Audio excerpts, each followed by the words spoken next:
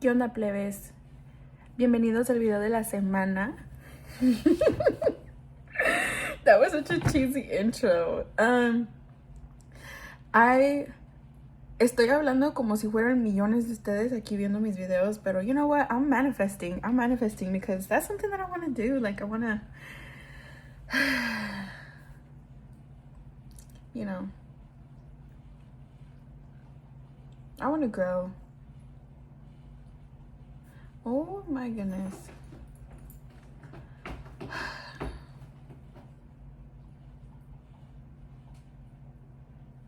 I was trying to find mis notas para hoy, para este video, porque cada vez que hago un video tomo notas durante la semana sobre los tipos de temas que quiero tocar y hablar de.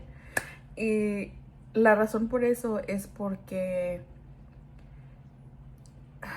I want my videos to be cohesive. Oh my gosh!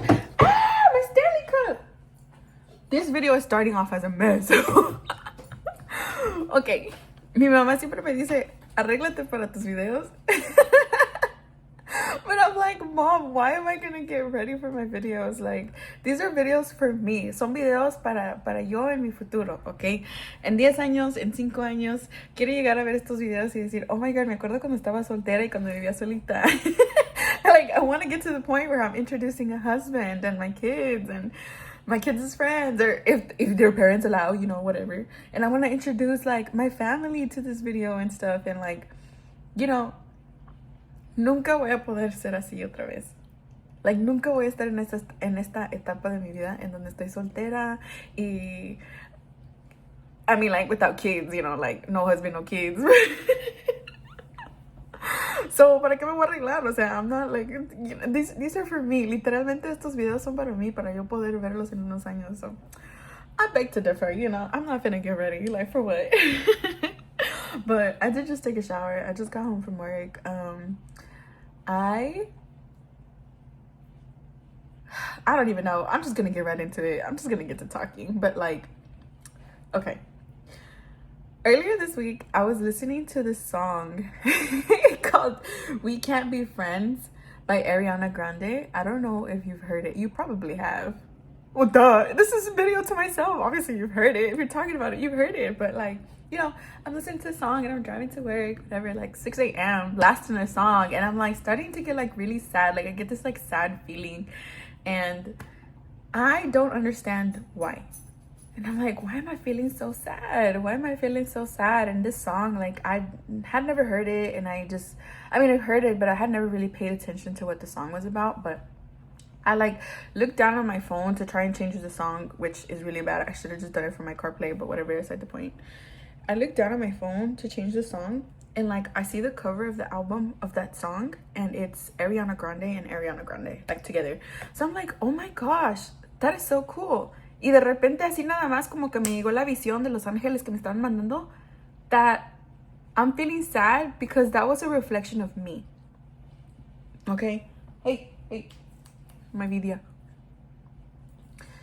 Yeah, that was a reflection of me. So, everything from when I saw that picture of Ariana twice to, like, now, oh my gosh, Bidi, are you okay? She's going through allergies, I think. You guys see her. Right. Hi, mamas. She's gonna go bring me something. Watch. Yep, her ball. Here you go. I always questioned what my life was and where it was headed, and kind of like what was the lesson that I needed to learn. I don't know a lot about my family lore. I don't know a lot of the history behind my family, or I don't know, like, how we came to be to this point where I'm existing. Like, I don't know so much about it. And I've never bothered to ask. And while I know a very general outline of how my family works and how it's came to fruition, I don't know a lot about it. And I don't want to ask. There's no point in me asking because I'm not looking backwards. I'm going forwards, right? But it all makes sense to me now. Baby, you're hurting me, honey. It all makes sense to me now that I I'm breaking generational curses, generational traumas. I'm healing, and that was my purpose in this life, is to break that cycle. And it might be that my younger cousins or my younger sister have already done this, but me being the oldest daughter of the oldest daughter, there's a lot that comes with that. There's a lot of pressure. So I'm like, my mind is everywhere because I don't want to speak about this, but I do want to speak about this because this is part of what I'm going through. I am going to try my best to stay as emotionally composed and poised as I can, because this is not something easy to admit. It's not something to talk about. It's not something easy for me to talk about, but I am extremely blessed with my divine team, that they brought me my divine counterpart. My divine counterpart has led me to the beginning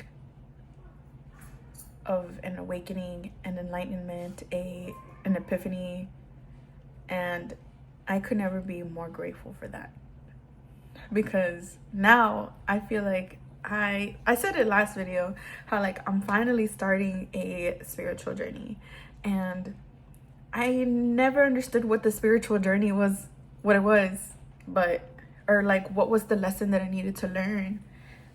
And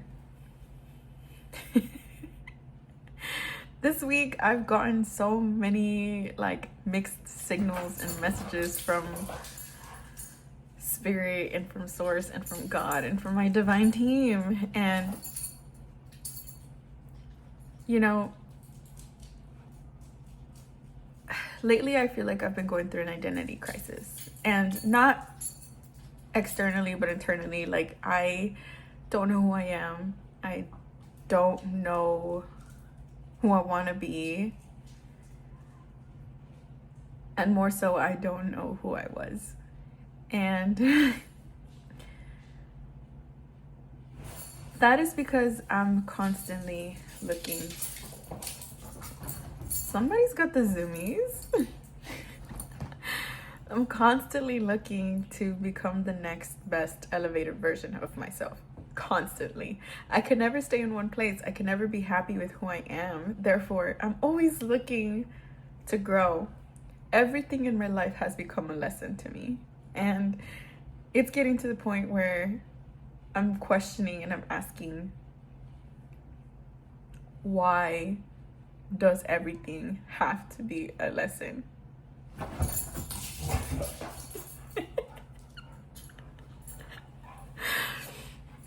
Why does everything have to be a lesson?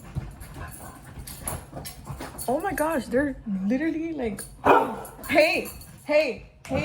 This is what I mean when I say, like, I don't know if I want to talk about it or not, because hey, grab your ball and get out. Go. What? Right when I thought I was gonna talk about this, let me get this situated. Hold on. Okay, I have fully kicked them out of my room. What was I saying? Yeah, I am at the point where I need to start questioning, why does everything have to be a lesson? Why can't it just be? Why can't it just exist? Why can't I just exist? Why can't I just be happy with who I am? And why do I always have to keep growing? Like, I cannot remember the last time that I felt happy with who I was. Like, I always felt like I had to be better. Always. And this is me getting extremely vulnerable on camera. And this is something that I could never even do with myself.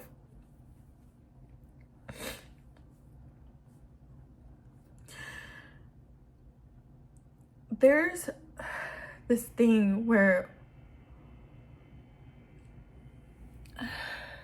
old habits, when they die, they scream louder in your mind. When you're in pain, you are in pain. You scream. Therefore, old habits, they're in pain because they're dying. Therefore, they scream louder in your mind, and they make themselves more noticeable because that they want to stay alive.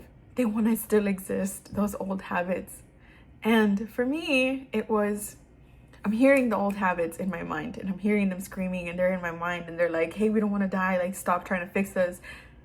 So I always repress that, and I throw it to the back of my mind, and I never think about it again. And then I just move forward with the next thing that life is throwing at me. And it becomes a lesson. And then it's, what's this lesson trying to teach me? Old habits come back up, and I'm like, no, I don't want to listen to them. So I just throw them back in my mind again, and the cycle repeats. And I keep doing this over and over and over and over again. And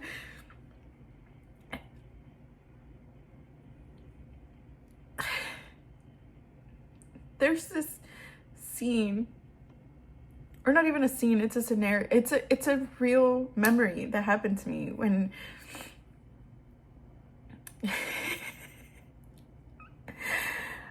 I think I was like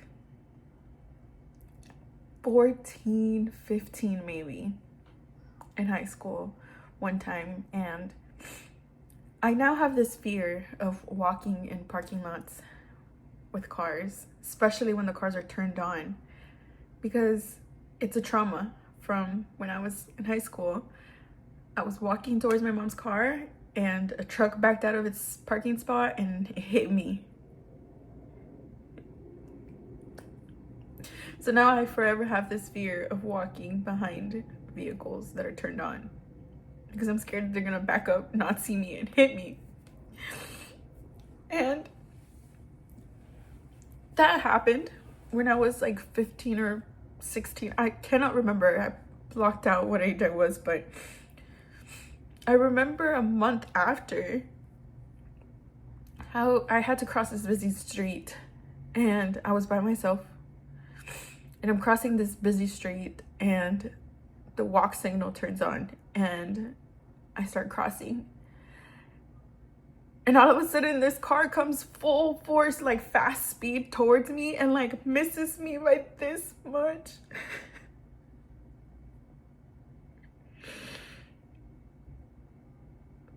Oh my God, I hate getting emotional over this. I hate it. It misses me by this much. And I freak out, and I freeze. I don't know what to do, so I take off running, and I go to the park that's across the street that I'm about to cross through to get to my house. And I sit at this bench, and I just let out the worst cry of my life. And I'm begging, and I'm asking God, and I'm like, what the flip was that? Like, why do you have me get hit by a car, and then you almost take me out by another car? Like, just take me at that point. Like, just take me. And I'm crying, and I'm on this bench, and I'm praying, and I'm asking God to just take me. And I'm just like dumbfounded, because like, why did I need to go through such terrible traumatic things? And I'm sitting there crying on this bench, and all of a sudden this homeless man, or what appeared to be a homeless man, comes up to me, and he sits next to me. And he goes, I found something. I look over at him, and I'm like, what did you find?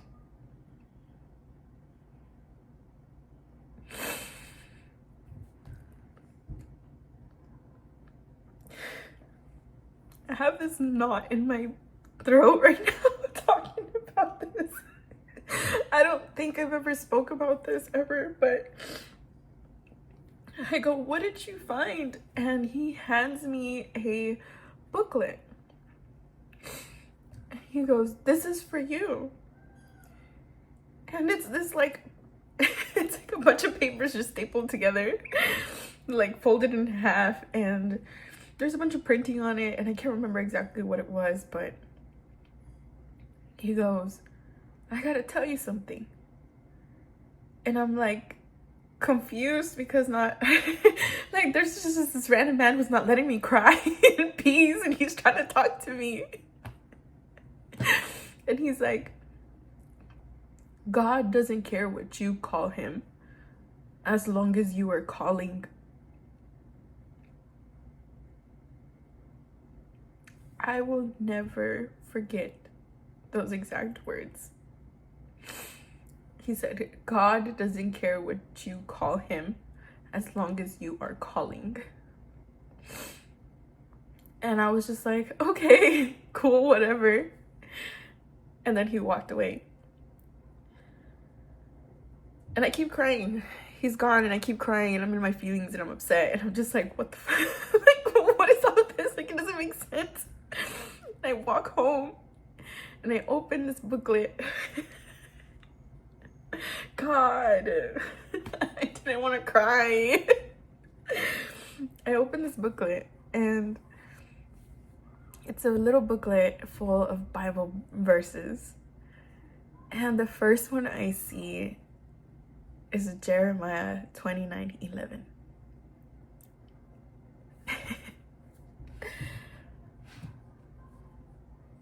I'm not gonna read that verse because I'm pretty sure at this point you know what that Bible verse means. But for some reason, Jeremiah 29:11 has always been my favorite Bible verse since then. I didn't understand then everything that I had gone through. And still to this day, I don't understand it. But recently, I've been seeing the number 29:11 everywhere. Angel numbers, what they call, right? There's like the 222 and the 333 and the 111 and the 444 or whatever, right? And I've been seeing 29:11. And so that's how I know this is my story for me, right? I'm at work, and I keep hearing from people such great compliments about my personality that I didn't even know existed. And I keep, the other day somebody came up to me and she was like, you have such a beautiful smile. And she said, it radiates so much. Every time I come in here, I just want to smile because you're smiling. And I'm like, yay. Another person came up to me and was like, you've only been here a short period of time, but you're such a joy to be around. And I'm like, great, thanks. And somebody else said, you exude this positive energy. It just brightens up the entire space. And at first I thought it was just like, oh, well, I'm the new girl. Like, obviously everyone's starting to notice who I am, like, obviously. But then I go further into this, and it ties back to, why do I constantly have to go through lessons? Why can't I just be happy as I am? And I've come to realize that my divine counterpart has entered my reality, my realm of spirituality right now, to show me my personal value. For a really long time, I devalued myself because of the fact that I have a failed relationship under my belt, and I have a child that's no longer living within me too. Like, I always felt like I was worth less. And recently, I've been feeling a lot of emotions when it comes to amigas specifically. I suppressed, what's the word? Like, I hid that version of myself so much. I would not talk about amigas. I still don't like to talk about amigas like that. And my previous relationship, I also don't like to talk about that relationship, because I was just not proud of that version of myself.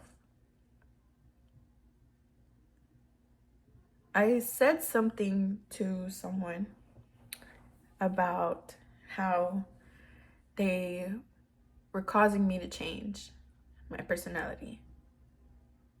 And when I said that, it like hit me that I was changing because I could not be happy in the version that I was. And I was changing because I couldn't accept who I was. And I'm going through this identity crisis because I don't know who I am. Because I'm constantly changing, I'm constantly evolving. I just can't be happy with who I am, apparently. And I don't know. Needless to say, this entire journey has been super confusing for me altogether. Oh my gosh.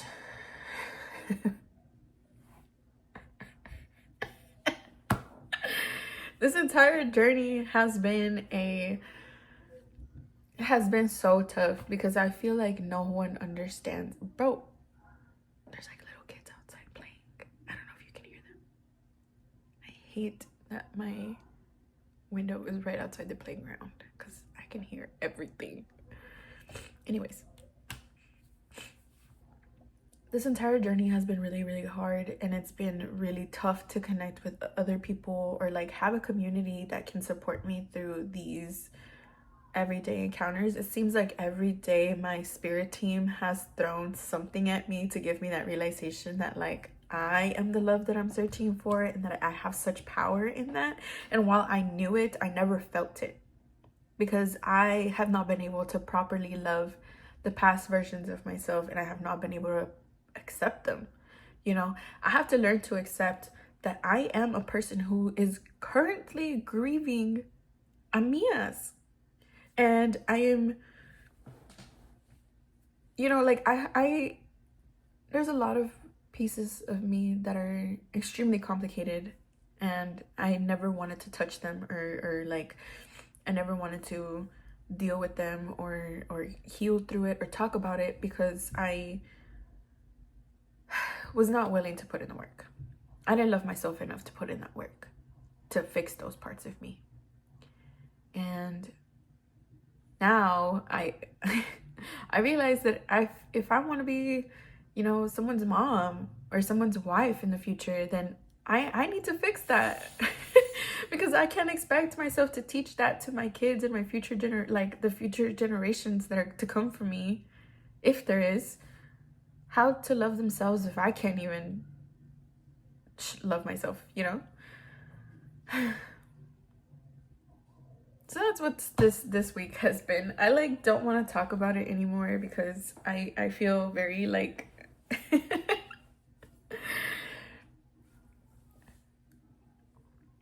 I feel very, there's this like feeling of like I want to cry, wanting to come out. And I know I should let myself cry, and I know I need to let myself feel what I am feeling, everything right now, which is way more than what I've explained in this video. I'm not gonna go into detail about it because it's not for anybody to know. That's for me and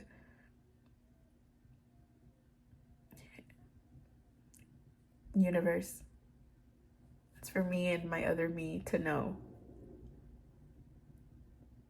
But now I know that this entire journey, my entire life, has been learning to love every single version of myself. As hard as that's gonna be, I have to do it for me and for my kids and for my grandkids and for my great grandkids. That's my power. I never knew that once I figured out, like, I know that now that I figured that out, that that's what I am meant to do, is to learn how to literally love every version of myself and enjoy the version that I am without feeling like I need to evolve. once I get to that point, I think I have a really strong feeling that I'm gonna feel actually happy. This whole time I thought I was happy, but you know, to a certain extent, there always felt like something was missing, or like I wasn't fully complete yet. Like it felt like I was in a forever a loading screen, and I just kept loading, and I just was never at 100%. And I feel like once I reached that,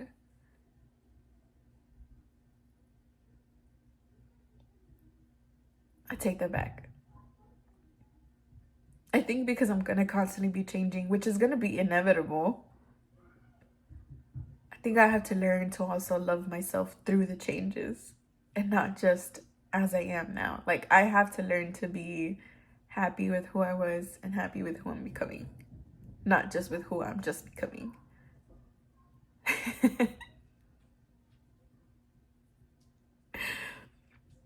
That is my other me. My other me's is every past version of myself. And they deserve love too. So that's what I'm gonna be doing for the next, like, I don't know, rest of my life. I think all the love songs I hear, I'm gonna dedicate to myself. And I think I wanna constantly buy myself flowers. And I think I wanna treat myself how I would have liked to be treated. Yeah, I'm gonna do it. I'm done waiting for anything. I'm just gonna enjoy this version of myself and love her to her fullest.